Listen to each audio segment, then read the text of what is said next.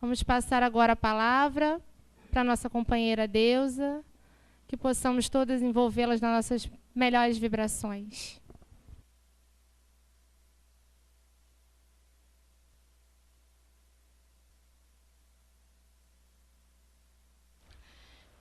Meus irmãos, que Deus nos abençoe. Nós, como sempre, trazemos o abraço da nossa Casa Espírita, o Centro Espírita Leon Denis, neste momento feliz, né? Eu sempre falo isso, a noite feliz não é só no Natal, aliás, pode ser Natal todo dia, né? Estamos juntos. E sempre nos lembramos de Kardec, em O Livro dos Médiuns, quando ele estava preocupado, um tanto preocupado com a constituição do espiritismo, das sociedades espíritas, porque hoje a gente tem centro espírita, a gente acha que sempre foi assim, né? Não. Eram reuniões domésticas, então na casa de um, na casa de outro, daqui a pouco se alugava uma sala para fazer uma reunião, né? E essa tradição, inclusive na Europa, as coisas funcionam mais ou menos assim. E Kardec se preocupava com essa organização do espiritismo, das sociedades. E ele fala em determinado momento que os espíritas deveriam ser quais bons vizinhos, que se visitassem, se conhecessem, se estimulassem ao bem. E é nesse sentimento que a gente vem, né, do Leon Denis, para as casas queridas também do coração. E estamos em casa, por quê? Porque, na verdade, Centro Espírita é a casa de Jesus. Se é a casa de Jesus, é nossa também, não é? Com certeza. E a gente hoje vai aproveitando para fazer o merchan. Pode fazer, não pode? Fazer o merchan. Do merchandising, né? Porque a gente vai ter no dia 28 de setembro a 21ª edição do Encontro Espírita sobre Jesus, lá no Centro Espírita Leon Denis. E o tema é Não Vim Destruir a Lei. A gente vai começar a trabalhar essa questão, né? Um tema muito propício, num ano muito atípico. Realmente foi ano de Copa, é ano de eleição, é ano de tudo, né? E a gente tem que começar a saber que lei é essa. Como é que as coisas funcionam, né? E vamos estudar à luz desse manual. Desse manual que Chico Xavier leu leu 200 vezes, né? Agora veja só, né? E aí, por quê? A gente tem que ter o manual de sobrevivência. Tem que ter, gente, tem que ter. Não é possível, né? Para termos discernimento. Quando o nosso companheiro Miguel falou sobre a questão da língua, foi interessante que hoje a gente acabou a gravação, né, do Mundo Maior, conseguimos acabar a gravação, e conseguimos sair mais cedo da rádio. Aí cheguei em casa, não sei porquê, eu sei porque sim, porque estava propaganda eleitoral no rádio, aí eu liguei a TV, estava a mesma coisa. E eu sentei um pouquinho e ouvi umas coisas. Eu me poupo dessas coisas, mas eu ouvi umas coisas. E aí eu vi a questão da língua, mas vi também a questão da nossa falta de discernimento, né? A criatura lá candidato a senador, né? E aí você começa a pensar como é que para um poder grande, para um grande poder, tem que ter grandes ideias, né? E eu comecei a ver ali falar que a abobrinha é uma ofensa à abobrinha, porque a abobrinha é uma coisa light, né?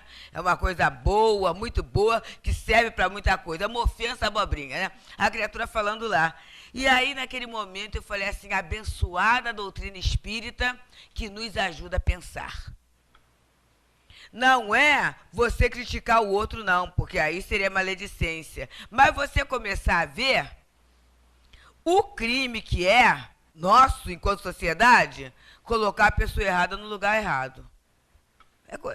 E como foi dito, há uma lei, que é a lei da colheita, né? A gente está colhendo exatamente aquilo que a gente plantou, até pela omissão. Porque se a gente pegar o Livro dos Espíritos, na questão 99 e seguintes, que fala da hierarquia do mundo dos espíritos, a questão 100 fala da escala espírita, a gente vê que os neutros são piores do que os pseudo-sábios. Olha só. Pseudo-sábio é uma coisa séria, né? Que é aquele que dá palpite em tudo que não sabe. Mas a neutralidade ainda é pior. E Chico Xavier falava, né? Cuidemos da nossa omissão em matéria do bem. Olha só. Porque, de repente, eu disse, não, mas eu me omito. E lá pela 931, parece, eu não guardo o 731, eu não guardo o número, não. Minha memória não é numérica. Do Livro dos Espíritos, Kardec pergunta assim, por que é que no mundo as classes sofredoras ou o mal aparece mais, né? Parece propagar. E aí os Espíritos falam, é pela omissão dos bons. Porque os maus são ousados. E os bons são tímidos. É interessante, né? Então, a gente está, graças a Deus, agradecendo muito a Deus, né? Porque a doutrina nos ajuda a pensar. Ainda há pouco eu falei com a nossa diretorinha com o nosso carinho, né? Com a nossa diretora querida aqui. Observa só. Na doutrina espírita, a gente sofre, mas a gente não perde o chão. Porque a doutrina é o nosso chão. A gente está numa base consistente, porque a fé é raciocinada. Então, é essa base que está nos ajudando a fazer o quê? Melhores escolhas para vivermos dias melhores. E aí, é por isso que surgiu o Encontro de Jesus. O nosso querido altivo, presidente lá do Leon Denis, desencarnado, mas sempre lembrado, extremamente querido, desta casa também, eu tenho certeza, ele... tem a questão do encontro, né? Então ele falou assim, vai haver o encontro de Jesus, agora nesse ano vamos fazer o encontro de Jesus.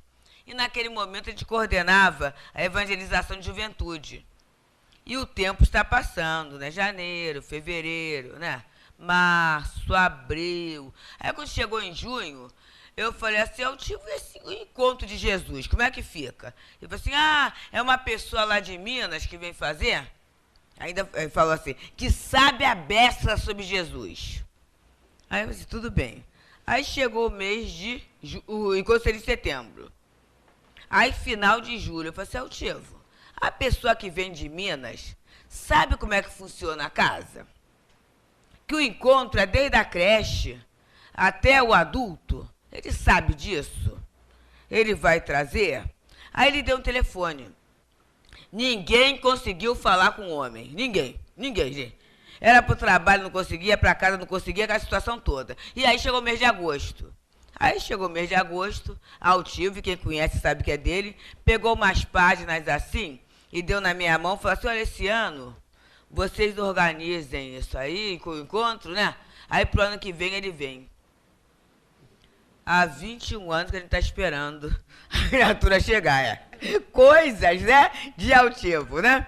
E aí começamos, então, naquele encontro, que foi muito engraçado, que é o encontro colegiado. Abraçamos a Fátima Ventura. E Fátima vai ter com Jesus. Que beleza, abraçou. Olha só o que é a situação. No que ela me abraçou, eu entendi que ela tinha aderido. Mas ela não abraçou para aderir, não. Ela abraçou porque ela estava contente que havia um encontro. Mas aí, valeu a primeira história. Aí abraçamos a Aparecida Cruz. Que bom poder com Jesus. E abraçou. Eu também entendi, que eles entendiam tudo errado.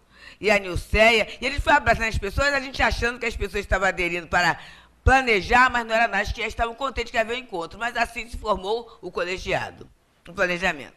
E a gente vem andando, né, trabalhando. No primeiro encontro, a gente trabalhou a posição, né, de Jesus na questão da alegria, na questão da vivência de Jesus.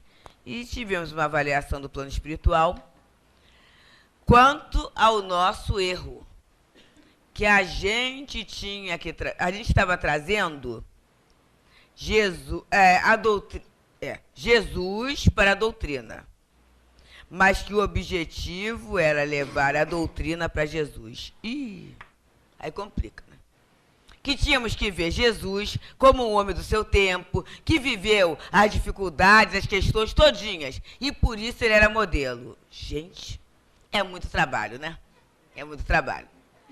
E esse ano, a gente vai trabalhar essa questão do não vir destruir a lei, que a gente está em casa de médio, viu? Eu vou começar a fazer um requerimento, que esse negócio não dá certo, não. Porque aí vem a gracinha do Miguel aqui e começa a falar tudo que você vai falar. Muito interessante, né, São Miguel? E a gente aprende, na belíssima obra A Caminho da Luz, a posição de Jesus em relação ao planeta, meus amigos. A gente às vezes não pensa nisso, não. A gente acha que Jesus, e isso foi uma avaliação do plano espiritual também do encontro, que era tirar Jesus da posição de simples intercessor diante das nossas dores, para colocá-lo na posição legítima de mestre. Isso é sério. Porque aí eu olho Jesus como alguém que, na hora que dá uma dor de barriga, eu vou lá. Acabou, tá tudo bem. Eu olho como um remédio que não precisa nem ser receitado por ninguém, alguma coisa que eu vou ali e resolvo do meu jeito. E não é isso, né? Porque, na verdade, enquanto a gente não aprender a viver, a gente vai ter essa vidinha. Enquanto a gente não descobrir o sentido da vida, a gente vai estar sentado em cima de um baú com um tesouro esmolando, que é a nossa, nos diferentes níveis da nossa vida. Esmolando afeto, esmolando alegria, esmolando saúde, esmolando compreensão. Quando, na verdade, Jesus falou e João anotou. E é o único que eu sei de cor, porque João 10:10 é bonitinho, é muito bonitinho mesmo. 10:10 é bonitinho. Jesus falou assim: eu vim para que em mim tenhas vida e vida em abundância, gente. E até hoje essa abundância está mal compreendida. Eu coloco abundância como sinônimo de suntuosidade. E não é isso não. Não é isso não. Eu coloco abundância em termos quantitativo. E Jesus fala numa abundância qualitativa. Porque ele diz que o reino de Deus, ele não vem com aparências exteriores. O reino de Deus é dentro de nós. E é verdade mesmo. Porque se a gente estiver bem, a gente vai ter competência para administrar quaisquer questões adversas. É a abundância interna. Mas se eu estiver mal, nessa carência interior, eu vou procurar situações que não têm nada a ver, que são as diferentes objetos de compulsão. Desde a drogadição química até as compulsões comportamentais. Então eu estou arrasada. Sabe o que eu faço quando eu estou arrasada? Eu vou para o shopping e compro uma porção de coisa, vem cheio de bolsa. Só que dali a um mês, a fatura do cartão de crédito chega. Aí eu fico deprimida de novo. Não adianta botar o nome na caixinha e pedir: ah, Eurípides querido, que o carteiro perca o meu endereço. Não adianta. Não adianta. Porque mesmo se a fatura chegar, eu vou ter que ir pela internet, eu vou ter que ir lá do banco, eu vou ter que pagar. Porque se não pagar, os juros são daquele jeito. Vai piorar. Não adianta eu adiar o que eu preciso resolver. E aí aquilo que seria um motivo para resolver a minha dor, não resolve. Ah, quando eu fico chateada, sabe o que eu faço? Como todas, como tudo. Toda a comida que aparece na minha frente, eu vou e como, porque afinal eu mereço. Pois é. Só que aí eu vou ter os problemas decorrentes da alimentação indevida e vou ficar num ponto, eu sempre falo isso, né? Falo em casa, né? Soro não tem gosto, não é? Se eu ficar internada lá tomando soro, não vai ter gosto nenhum. Ah, mas aí eu bebo. Pois é, não é? Mas aí, quando eu estou assim, eu começo a falar mal de todo mundo. Porque, afinal de contas, tá todo mundo no mesmo caldeirão. E o que vai adiantar a maledicência? Nada. Ah, mas quando eu estou assim, eu começo a trabalhar compulsivamente. É diferente de trabalhar produtivamente. Quando se trabalha produtivamente, o bem-estar decorrente daquilo é muito bom, não é? É um cansaço, mas um cansaço que leva ao sono reparador e ele fica muito bem. O trabalho compulsivo, a criatura entra num cansaço danado, mas deita e não dorme. Aí tem que tomar, está sendo gravado, eu não posso falar, né? Aquele remédio que começa com R e acaba com L, né? Ou tem um com P e acaba com C, né? Aquelas coisas, aqueles remédios assim, né? Tem que tomar aquilo para conseguir dormir. Ué, mas dormir não é uma necessidade natural? Se eu estou necessitando de ajuda química para o meu sono, é sinal que alguma coisa está fora de ordem na minha vida. Eu tenho que começar a pensar nisso. Eu tenho que começar. Então, quando Jesus fala na abundância, que tem a vida em abundância, é esse estado interior, é esse reino de Deus que ele vai dar para a gente? Não. A gente tem que construir. Aí começou o trabalho. E é nesse ponto que é melhor, é mais prático para a nossa vida ter Jesus como intercessor do que ter como guia e modelo, porque ele trabalhou. Até no dia de sábado, que era proibido, que era lá o feriado, né? Pela lei mosaica, era da lei civil, tinha a questão de guardar o dia de sábado. Mas aí Jesus curou e começou, a gente fala de todo mundo que consegue fazer aquilo que a gente ainda não consegue. A gente fala até mal de guia. Aqui não, que é cada dia Eurípides. Mas lá no Leon Denis, quando acontece, quando o Espírito fala alguma coisa, tem gente que diz assim, falou porque ele é guia, ele não está encarnado. Eu queria ver se ele tivesse encarnado, se ele ia falar essas coisas. A gente tem. A minha fé raciocinada não é assim, não. Eurípides é Eurípides, Jesus é Jesus e eu sou eu. Claro que é, graças a Deus. Já pensou se Eurípides fosse eu? Pobre do centro. Não é? Só que Eurípides, para ser Eurípides, trabalhou muito. E é interessante, tem uma coisa que eu tenho um olho grande, ele sabe que eu tenho um olho grande nele. Gente, no livro da Corina, aquela organização do horário dele, né? Não vou falar qual é não, porque aí que todo mundo pega o livro e vai ver, porque a gente está na casa de Eurípides, tem que saber dele. Tem que saber, né? Como é que pode eu chegar numa festa patrocinada por alguém e não conhecer o aniversariante? É muito esquisito isso, né? Não conheço o dono da festa, eu sou penetra. E a gente não pode ser penetra na casa de Jesus, né? Então a gente tem que conhecer o nosso patrono para a gente ter como exemplo. E ele tem uma organização, uma metodologia de trabalho que é maravilhoso. Porque a gente, muitas vezes, não é produtivo porque a gente não trabalha. A gente administra uma bagunça, uma confusão. Quando eu administro a confusão, eu me canso muito e não chego a lugar nenhum.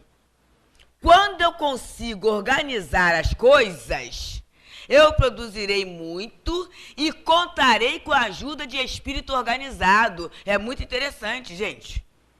E aí algumas pessoas vão chegar e falar assim, eu não sei como é que fulano consegue fazer tanta coisa. Pois é, ele tem ajuda. Porque organização chama organização. Boa vontade chama boa vontade. No livro, eu não sei se é Pão Nosso ou Vinha de Luz. Vou pedir ajuda dos universitários. Tem duas lições. Uma é boa vontade e a outra má vontade. É um dos dois, né? Mas você sabe o que pode fazer? Uma juntinho da outra. Sabe o que pode fazer? Pega os dois. Pega os dois, são livros bons, né? E lê até o final, aproveita e lê até o final. Lê um, lê outro, né? Porque a gente faz tanta coisa, vai descobrir, né? Boa vontade e má vontade. Ele diz que a boa vontade, ela resolve tudo na vida e resolve, gente. Resolve. Porque a boa vontade, é a vontade de Deus se concretizando na nossa vida e o mais bonito, do nosso tamanho. Então, quando Jesus fala, não vim destruir a lei, que lei é essa? Tem que pensar. Porque Jesus, no A Caminho da Luz, é colocado como governador do nosso planeta. Está lá no primeiro capítulo. Na comunidade dos espíritos purificados, na elaboração do planeta Terra. Né? 2 vezes essa comunidade se reuniu. A primeira vez, em torno do planeta, a primeira vez foi na elaboração do planeta, em que Jesus foi o espírito que mais se destacou. Olha só, gente. Então, Jesus é o governador do planeta, porque a campanha política dele foi trabalho. Né? Ele trabalhou na elaboração dessa nossa terra. E trabalha até hoje. Porque quando ele curou no dia de sábado e alguém começou a falar lá, ele falou assim, olha só, meu pai trabalha até hoje e eu trabalho também. Se um boi, né, se um jumento cair no rio, num dia de sábado, você não vai tirar? Quer dizer, quando é do meu interesse, eu faço, né? Quando é do meu interesse, eu driblo a lei, o costume, a conveniência e vou lá.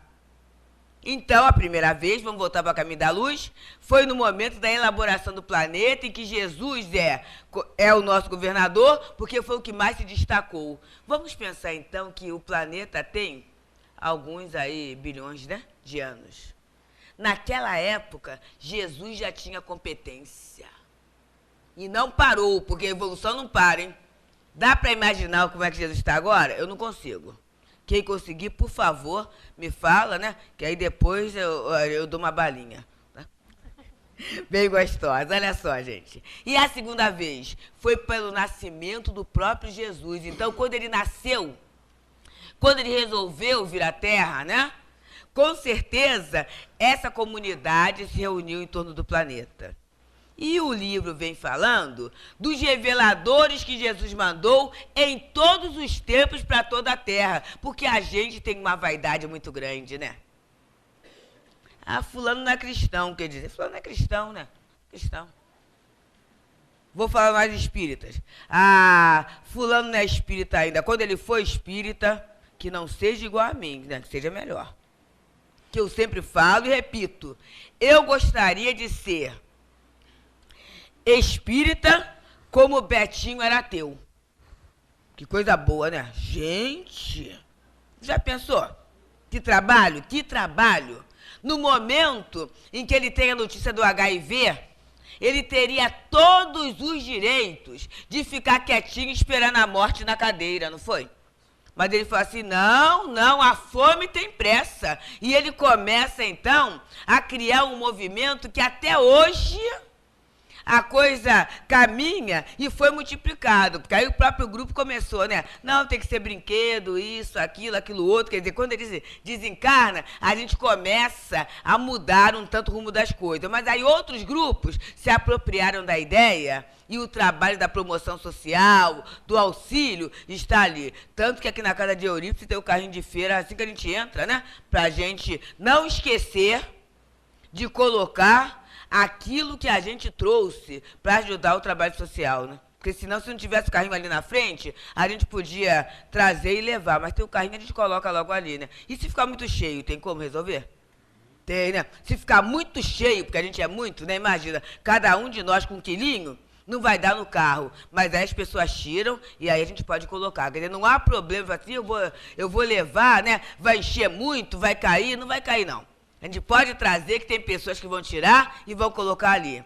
Que é esse movimento da gente sair da gente mesmo e pensar no outro.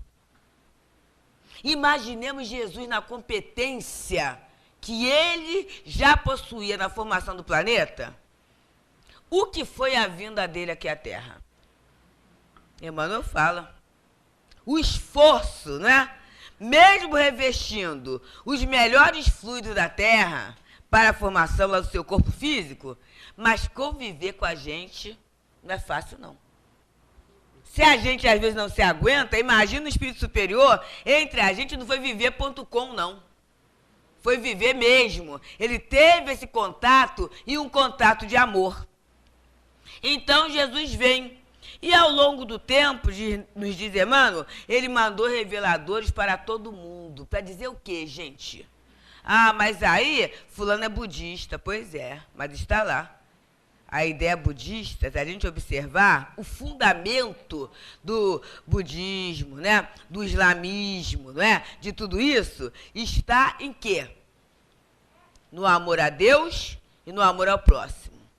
A lei áurea, a regra áurea, fazei ao outro o que queirás que vos façam, não é invenção de Jesus, quer dizer, é invenção dele. Mas assim, não foi só através da era cristã que veio, né? Todas as revelações do mundo trazem essa mesma ideia.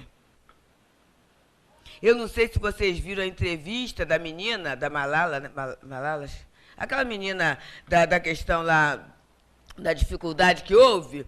E aí alguém perguntou como é que ela se sentia. E ela falou assim, eu tenho pena das pessoas, porque no Alcorão, o Alcorão não manda fazer isto. Olha só. O Alcorão manda fazer o outro que eu quero que me faça. Então, a gente vai aprendendo que a lei de Deus sempre foi revelada e Jesus tem o cuidado de mandar reveladores ao longo do tempo. Para todas as civilizações, para quê? Para que ninguém diga assim, ah, mas eu não posso seguir a lei porque ninguém me falou. Até porque, Livro dos Espíritos 621, a lei de Deus está na consciência. Na consciência. E aí Kardec pergunta, ué, mas se está na consciência, para que ter revelador? Uma coisa interessante, né? Porque a gente faz coisas com a consciência, né? A nossa capacidade de criar desculpas é uma coisa muito forte. E a desculpa, o que é? É um recurso externo que eu pego para justificar o meu estado de carência. Já contei uma vez, mas como não foi segunda-feira, que o pessoal falou assim, você não veio segunda-feira, é assim, né, gente?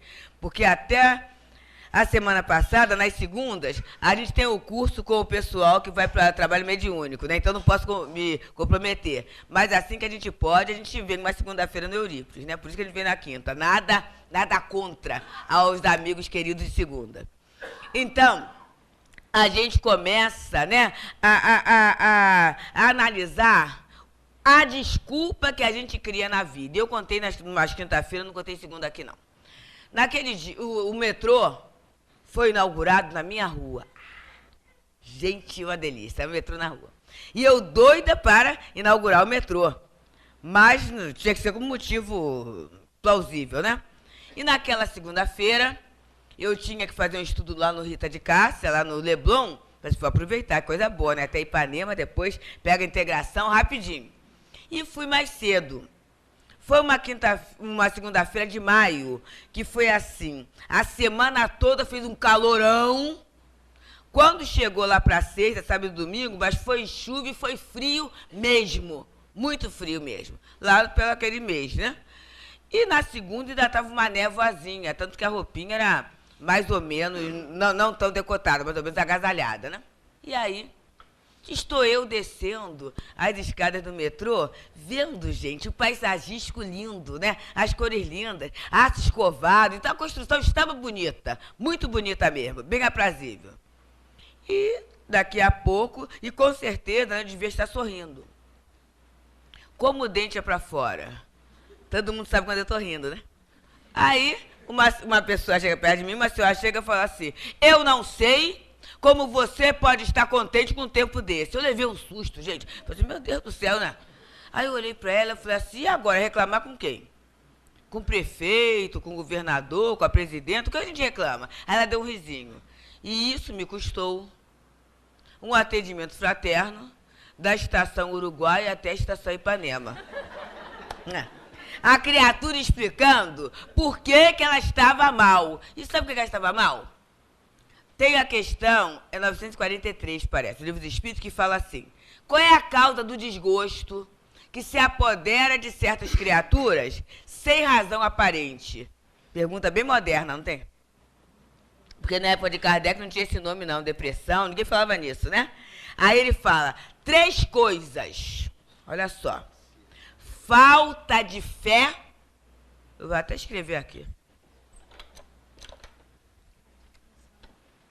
Ó. Falta de fé. Segunda, ociosidade.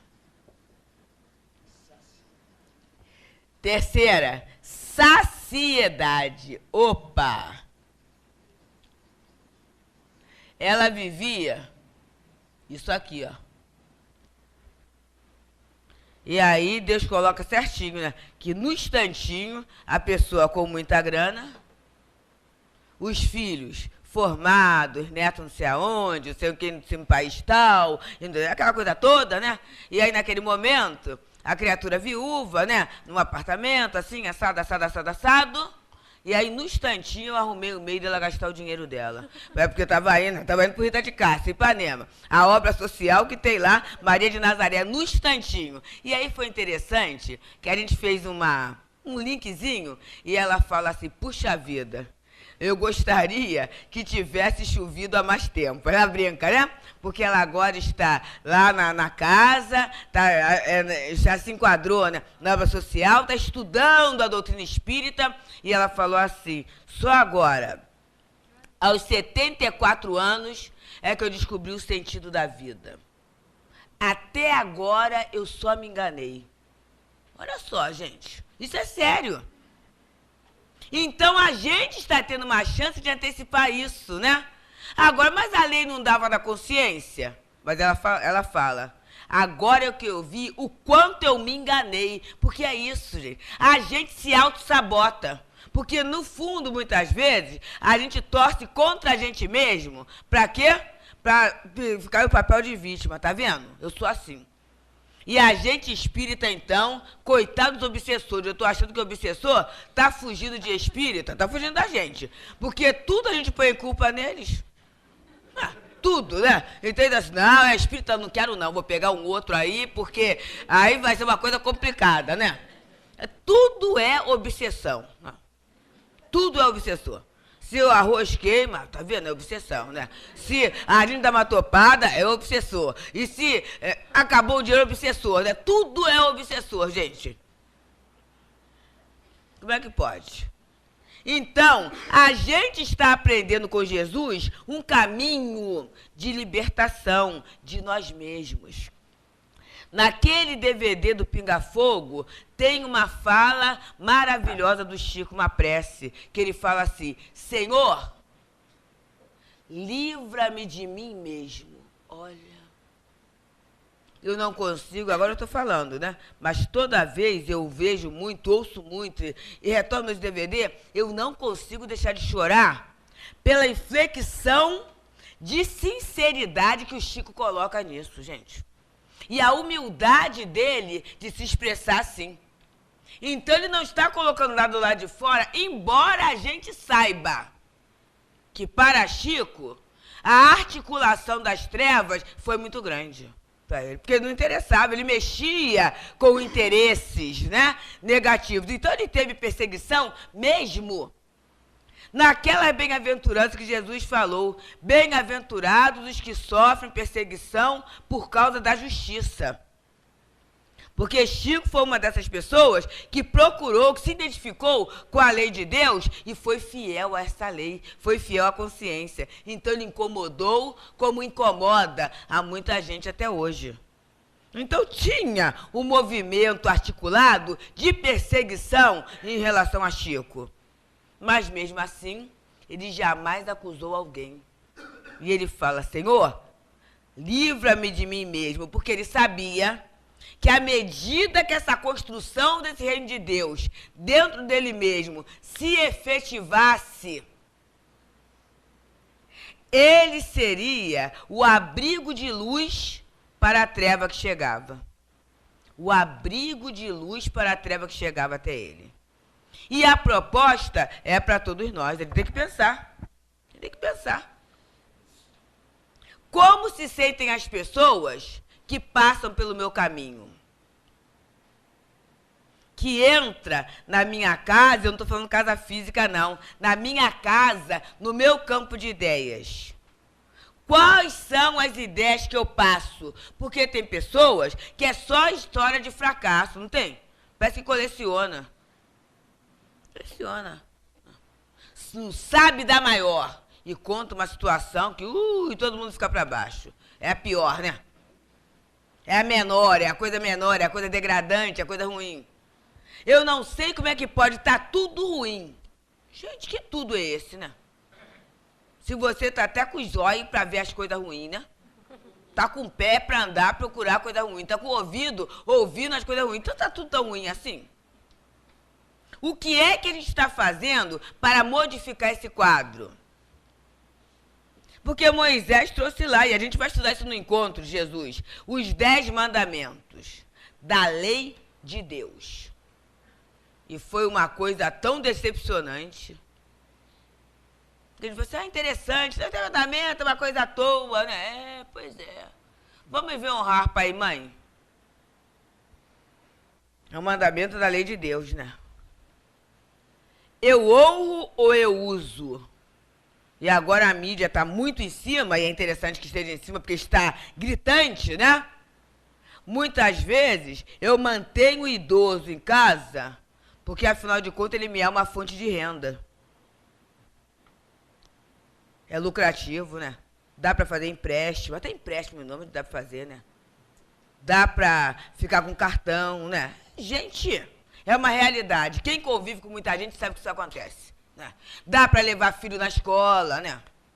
Dá para fazer uma porção de coisas e eu fico bem livre usando aquela criatura, né, que me deu a vida, sem que eu tenha reverência, gratidão, sentimento que eu não desenvolvo. E até se minha criança, né, desfeitear ou for indelicado, tudo isso com o idoso, e o idoso falar alguma coisa, a casa é dele, a casa é da criança. E até as pessoas, não liga não, porque já está com a cabeça assim, ó. Eu começo a fazer esse processo. 4º mandamento, honrar pai e mãe. Estava lá, da lei mosaica. A gente não consegue cumprir ainda. Não matarás. Ainda bem que eu não mato. O que eu não mato? Eu posso não pegar a arma, mas eu mato a esperança do outro. Já viu que a pessoa vai contar um projeto? Ih, vai fazer isso? No país, do jeito que está, vai perder dinheiro e vai perder tempo. Cuidado para não sair mais endividado, hein? Pronto. Já vibrei. Dependendo do padrão de carência do outro, o outro aceita aquela ideia e mesmo que ele faça, a coisa não dá certo. Porque ele está envolvido no problema e no fracasso, não na certeza de que ele é filho de Deus e tudo tem solução. E aí, quando a pessoa está lembrando, se eu não falei, matei, gente, a possibilidade do outro, o melhor do outro. E não adianta, perdeu tempo, não vai aprender mesmo. Olha só. Pau que nasce torto não endireita. São expressões que a gente vai jogando e vai fazendo a tal nuvem pardacenta que tanto no nosso lar quanto nos mensageiros, Clarencio fala e chama atenção para André Luiz. Essa camada pardacenta que envolve a Terra, ela é resultado dos pensamentos negativos, pessimistas, que nós exteriorizamos. E aí Jesus falou que o nosso coração estará onde estiver o nosso tesouro estará onde estiver o nosso coração. E eu tenho que pensar, onde está o meu coração? Na vida abundante trazida por Jesus ou na certeza que eu sou mesmo o incapaz, eu sou mesmo, comigo não dá nada certo, afinal de contas, Deus esqueceu de mim. Olha só, eu tenho que pensar nisso. E lá na lei antiga, está lá dito isso, né? Não furtarás, né? Como é? Mas eu vou furtar? E aí a lição é caminho, verdade e vida. E, gente, é porque eu leio os livros, sabe? Eu não sei qual, mas é caminho, verdade e vida assim. Não furtes. Então, Emmanuel fala, ou é fonte viva? E agora? É um ou outro. Aí pode ler os dois. Ele fala assim, há roubos de variada natureza, jamais catalogado nos códigos da convenção humana. 2 pontos. Roubo de tempo a quem trabalha. Já viram oficina mecânica? A criatura demora a entregar lá o veículo, porque todo mundo dá o palpite. A pessoa chega, olha, o carro está acima, acho que é isso. Se você sabe o que é, para que vai levar lá? Mas a pessoa dá toda a opinião, né? Médico, a gente tem muitos amigos médicos, né? Que falam assim, aí agora por causa do doutor Google, que tem, né? Doutor Google. Aí a criatura veio e fala assim, doutor, eu estou sentindo isso assim, mas eu acho que essa questão é porque do lado esquerdo, homeopatia então, coitados homeopatas, gente. Não, porque aí tem o oinante, aí a pessoa começa. E aí vários médicos amigos estão fazendo assim. Faz o seguinte, levanta um instantinho, a pessoa levanta, né? Aí eles trocam de lugar. Se a pessoa vai ao médico e sabe tudo, né? Já sabe as reações, porque viu no Google, né? Que é assim, assim, assado. Então troca de lugar. Então o que ela faz? Receita. Dá a receita ali para ver. E quando a gente faz isso, a gente acaba, né, roubando o tempo do outro. A gente acaba sugando a energia do outro. Ele fala mais, Emmanuel, assaltos à tranquilidade do próximo. Vocês já viram que coisa esquisita? Hoje eu vinha pra cá. E aí, algumas pessoas sabiam que eu vinha pra cá. Aí me mandaram pelo Zap Zap, que eu não falo WhatsApp não, porque eu sou jovem. Mandaram pelo Zap Zap assim, né? Cuidado ao passar pela Passa Seca.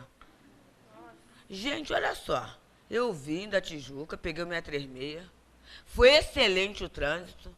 Saltei ali na Taquara, peguei o ônibus, cheguei aqui cedo, bem feliz. Ouvi coral, tudo isso. Agora observa só. Se você não tem uma firmeza, um equilíbrio, aí você liga pro centro, olha, hoje eu não vou não, né? Porque afinal de contas, falaram para ter cuidado com a Praça Seca. Primeiro que eu não vou pra Praça Seca, que a praça é o local, né? Ela não vai fazer nada, a praça não vai levantar e falar assim, Deus, não passa. Não vai acontecer nada disso na vida, né? Nada disso na vida. E eu vou, mas aí tem também uma questão. Eu vou para o trabalho de Jesus, né? Inácio Bittencourt falou através do Altivo que a gente não tem mérito para desencarnar em serviço. Então, eu vou aproveitando isso, né? Vou aproveitando essa questão. Mas, na verdade, gente, é isso, né? Se a gente viver nas impossibilidades, a gente não cresce. Emmanuel fala, no outro livro, Palavra da Vida Eterna, que se alguém visse a gente como criança, não chegaria a imaginar o que seríamos como homem. Porque percebemos, nós nascemos banguelas, não é? Carecas e nus. 3 coisas, né? Nuzinho, banguela e careca, né? E vê agora como é que nós estamos, né? Já viram quando a criança começa a andar? É uma coisa, né? Parece que ela jamais vai ficar equilibrada ali, né? Porque ela fica assim, aí quase cai, né? E aí, se a gente gritar, aí ela cai. Mas se a gente não gritar, a gente nem sabe, que às vezes ainda levanta uma perninha assim, fica numa só, aí daqui a pouco ela firma, ficou em pé. Aí a partir dali ela se sente bem, né? E começa a andar. Olha só, gente. E daqui a pouco anda, corre, até é um competidor e fica muito bem, não é isso? A criança, quando começa a falar, você já viu coisa esquisita? Ela repete, né? Ela começa a fazer o treinamento, né? Ela não está falando mamãe, não. Tá fazendo bilabial, né? Tá fazendo lingodeira. Tá tentando aquilo tudo. Daqui a pouco fala. Que a gente, às vezes, meu filho falava, a gente fazia isso. Tinha que dar uma bala para parar de falar. Porque, na fase do porquê, naquela fase de quase 5 anos, e ela fala danada, fala muito, observa só, né? Então, vamos perceber, a vida, ela é uma mensagem de esperança e possibilidade, gente. Quando a gente reencarna, a espiritualidade está investindo no nosso sucesso. Reencarnação é investimento de sucesso e de progresso. Tudo que ocorre ao contrário é por nossa conta. Por isso é que tem que vir reveladores para me explicar a lei de Deus. Porque senão eu fico no contrário e não vejo o ganho que o contrário me traz. Temos o marido de uma pessoa extremamente amiga, que está com uma doença agora, muito estranha, né? Não conseguiram chegar ao diagnóstico, apesar de todo o trabalho, todo o recurso que a pessoa tem para pesquisa. Bem, aí essa pessoa começou a falar assim, Deusa, realmente esta doença está sendo um grande ganho. Porque sabe aquele negócio que Chico Xavier falava, e eu me permito repetir, de espírita de gabinete? Chico Xavier falava isso. É o espírita que não põe a mão na massa, sabe? Fica só com a... Né? É tudo tão bom. Não, eu vibro pelo trabalho da sopa. a melhor vibração que eu faço pelo trabalho da sopa é descascar lá alguma coisa, cortar, ajudar a higienizar a vasilha que vai levar, ajudar a levar, comprar algum legume. Eu tenho que me movimentar, gente, porque assim, eu só vou me sentir pertencendo a um projeto quando eu coloco mão na massa. Enquanto eu só teorizo, a teoria não me dá a segurança, a alegria, a possibilidade que colocar a mão na massa traz. É o convite. Então, esse companheiro, muito bom, o espírito, mas ele era espírita de gabinete.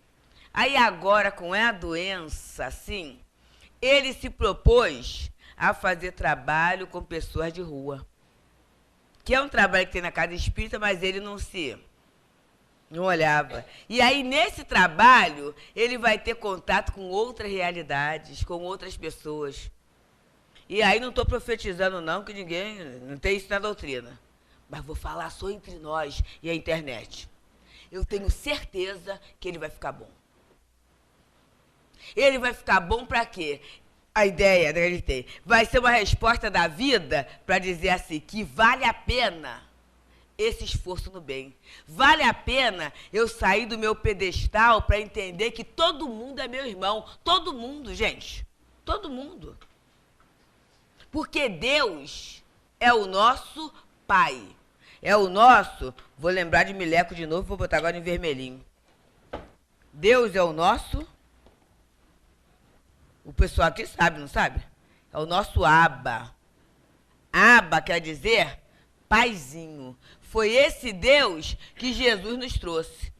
E o paizinho é aquele que Jesus fala, se um filho pedir a você um pão, você não dá uma pedra. Se pedir um peixe, você não dá uma serpente. E na tradução grega tem mais um pouquinho. Nem se pedir um ovo, você dá um escorpião. Se você que é imperfeito, sabe dar bons presentes aos filhos, que dirá o Pai do céu? Gente, se nós nos apropriarmos dessa expressão de Jesus, a vida muda. Porque por mais difícil que seja a situação, tem jeito. Por mais fundo que seja o poço, a possibilidade de salvamento existe. Porque lá, Paulo de Tarso já falava, repetindo Jeremias. Jeremias é antigo, né? E esse nome é antigo mesmo, né? Eu não conheço nenhum Jeremias na atualidade. É antigo, Jeremias. Mas é um profeta. Ele fala lá no começo da sua fala, do seu livro, né? As misericórdias de Deus são novas a cada manhã. E aí ele fala mais. Deus não quer a morte do pecador, mas que ele vive e se arrependa. Olha só, gente. Antes de Cristo, essa mensagem já vinha. E a gente, aqui o pessoal da casa de Eurípides, não. Mas muita gente aí fora fala assim, eu não sei que mal eu fiz a Deus para sofrer tanto. Estou sendo punido com essa situação. Olha só. Jeremias já falava que Deus não quer a morte do pecador, né? Mas que ele viva e se arrepende. E se arrependa, né? E se remodele a vida. Então, por que é que a dor vem na minha vida? Para sinalizar que está na hora de mudar o caminho. Que a minha escolha não está sendo legal. Ou às vezes a escolha até é boa, mas o método para conseguir realizar aquele projeto não é o método ideal. Então tem que mudar muitas vezes, não é a escolha não, mas a metodologia. Muitas vezes eu não tenho que trocar de parceiro, ou de emprego, ou de país. Eu tenho que trocar a minha forma de viver, a minha forma de lidar com aquela circunstância. E é essa competência que a vida está nos dando. Vamos pensar Jesus? Ele poderia pegar a tribuna do templo, e poderia mesmo, ele até usava, para fazer os mais eloquentes discursos. Mas não. Ele ia lá um sábado ou outro, lia algum texto de Isaías e comentava, porque fazia parte do seu direito, né, como cidadão, e aproveitar para falar as coisas boas que estavam ali. Mas ele pregou através de quê? Do exemplo. Se ele estava com a dona de casa, ele contava a história, e a gente vai entrar nisso, né? Contava a história da pérola perdida, porque toda dona de casa sabe Que coisa boa quando a gente encontra aquilo que a gente perdeu, né? Depois de um certo ponto, né, do meio-dia para a tarde, na idade, às vezes a conta que não está em débito automático, que a gente botou não sei aonde na hora que apanhou na caixa do correio. Ai, que agonia, né? E vai vencer, como é que fica, né? Tirar a segunda via. Aí você faz lá uma arrumação, entrou no meio de um jornal, aí você acha. É uma alegria. Então Jesus falava dessa alegria de achar o que estava perdido. Mas ele fala também que o reino de Deus é semelhante a um homem que ele procura um tesouro. E aí ele descobre que aquele tesouro está no terreno. E ele vai, vende tudo que ele tem para se apropriar daquele terreno. Olha que coisa interessante. Então Jesus está nos ensinando que essa construção do reino de Deus, essa identificação com a lei de Deus é a prioridade. Sabe por quê? Aí vem a doutrina espírita como revelação dizer: a lei de Deus é a única e perfeita para a nossa felicidade. Questão 614.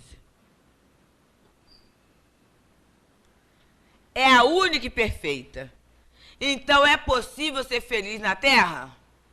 Porque a gente, às vezes, como espírito, fala assim, não dá para ser feliz aqui, porque há mundo de provas e expiações. Tira a gente só para ver que belezinha vai ser a Terra, né? Aí, Santo Agostinho, porque a fé é raciocinada, né? Aí eu fiquei chateada com Santo Agostinho, viu?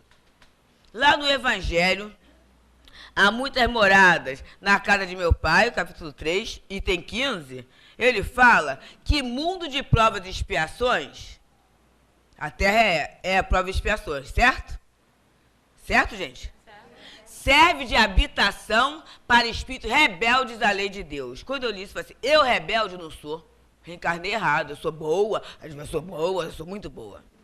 Aí ele fala, nestes mundos, o homem vai ter que lidar com a inclemência da natureza e a perversidade dos homens. Mas por que eu falei que eu sou rebelde, eu sou boazinha? Mas vem cá, mas Deus, a lei de Deus é para felicidade, né? Você é feliz? Se tivesse que cantar o Hilarie da Xuxa, pode falar nisso? Pode falar? Ah, ela pergunta, todo mundo está feliz? Será que eu gritaria tá feliz? Eu falei assim, não, médio, né? Dias que sim, tem dias que não, não é isso. Ué, mas se a lei de Deus é para felicidade, eu não estou feliz? É porque Deus quer? É porque eu quero. Isso é uma coisa dura, né? Quer dizer que a vidinha que eu vivo, essa vidinha mesquinha, é vida que eu quero? É. E isso ao mesmo tempo que é terrível, é excelente, porque aí eu não quero mais. Eu não sei qual dos irmãos, Gilson ou Gilberto, que falou no Leon Denis isso, mas a gente se apropria das coisas dos outros, né? Se apropria. Observa só, Emmanuel diz que apenas de 8 a 10% da nossa vida é planejada em termos da expiação do sofrimento. Aí são as provas que você tem que passar, que dói, tudo isso. 8 a 10. A vida é 100%, né? Então, se 8 a 10 é de infeliz, eu tenho 90% de chance de ser feliz, né? Vamos investir nisso, gente. 90% é muita coisa, gente. É muita coisa. E aí, eu acho, o que é ser feliz? Ah, ser feliz é banda de música. Não é isso não, gente. Não tem nada disso, não. Ser feliz é esse estado de boa vontade em relação a mim mesma, em relação ao meu próximo, em relação à vida, em relação ao mundo. Boa vontade. Gratidão. Ontem eu vi um pedaço de um programa interessante, né? Nessa ida para minha tia, que está enferma, tudo isso. Aí ela ligou a televisão lá e estava um pedaço de programa na TV. E era entrevistada uma moça que é atleta paralímpica. Não é? Ela nada, aquela situação toda. E ela falava, ela ficou numa dependência total. Mas ela dizia da alegria que ela sentiu no dia em que ela pôde escovar os dentes. Olha, muito interessante. Porque a gente acorda, escova os dentes, é tão comum, né? A gente toma banho, é tão comum, veste a roupa, se alimenta. E a gente esquece de agradecer. Paulo de Tarso fala, rejubilai-vos sempre, em tudo dai graças. Por quê? Vamos imaginar se alguém fosse escovar meus dentes. Não é igual, né? Ainda mais quem tem assim pra frente, tem outros cuidados, né? Né? Tem outros cuidados, não é? Então não é igual. Aí não ia passar a escova onde eu quero, do jeito que eu quero, às vezes que eu quero. Olha só que coisa esquisita. Será que escovaria a minha língua? Não sei, né? A outra pessoa pode até ficar com medo, né? Alguma coisa. Já pensou se alguém tivesse que me dar banho? Se eu tivesse que tomar um banho de leito? Gente, vamos pensar nisso. Já pensou alguém me dando a comida com impaciência? Engole logo. Vocês já pensaram o que é isso? Se eu tivesse que fazer minhas necessidades, né, através de um saco coletor, já pensamos nisso, gente? Então tem muitos motivos, mas aí observa, eu só vou sentir a alegria no momento em que eu cultivar na minha alma a gratidão a Deus. Que é aquilo que Jesus exemplificou o tempo todo. Ele não levava mérito para ele, não. Quando chamaram ele de bom, ele falou assim, por que me chamar bom? Bom, só o Pai é. Quer dizer, nem bom é Jesus quis ser. Mas ele quis ser amigo. Ele quis ser amigo. Ele falou, não existe amor maior do que este, de alguém de dar a sua própria vida pelos amigos. A gente acha que dar a vida é ser crucificado, não é não? Dar a vida é você oferecer a boa palavra, é você oferecer o bom sentimento, é você se alegrar pelo sucesso do outro, é você dar a boa informação. É você fazer a prece sentida pela dor do outro como se fosse a sua dor, não é? É você ter o olhar que em qualquer situação equivocada que alguém possa estar, Deus é Pai e Jesus é o Mestre. É na hora da dúvida eu perguntar assim, o que Jesus faria se estivesse nessa situação? E eu posso até não fazer o que ele faria, mas eu sei o que é para fazer. E para isso, eu vou aproveitar as oportunidades que a casa espírita me dá de estudar, de refletir, de estar junto, de conviver. Eu vou começar a aproveitar o passe que eu recebo. Gente, é muito interessante. Os espíritos estão nos nutrindo para o melhor. O que eu retribuo à vida daquilo que eu tenho recebido de amparo na casa de Eurípides? Tem que pensar. Essa movimentação toda, não é? Essa falange toda que está, desde o momento que eu pensei, eu vou lá para o centro, eles já pegaram a minha fichinha, já magnetizaram o ambiente. A gente às vezes pensa muito assim, é na hora do passe que eu vou receber. Não, não. Desde a hora que a gente colocou o pé aqui, a gente já começou a ser revigorado, nutrido.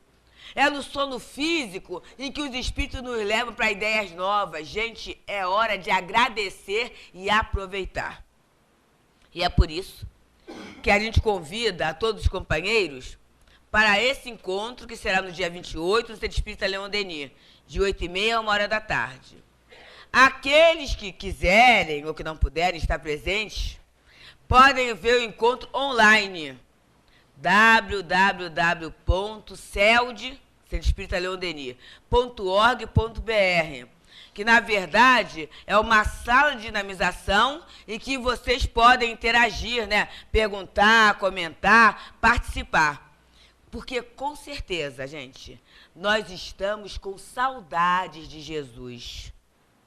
A nossa sociedade tem a carência da presença de Jesus como modelo para que possamos viver dias mais felizes e fazermos escolhas mais lúcidas em nossas vidas. Então, que Jesus possa abençoar a todos nós, que possamos bem aproveitar as bênçãos que a casa de Eurípides oferece ao nosso coração, e que possamos assim entoar o nosso hino de gratidão a Deus, né? De gratidão a Jesus, através de uma boa ação, de uma obra pequena que seja, mas honesta, de sentimento, junto ao nosso próximo. Porque Jesus falou, né? Meus discípulos serão reconhecidos por muito se amarem. Que assim possa ser.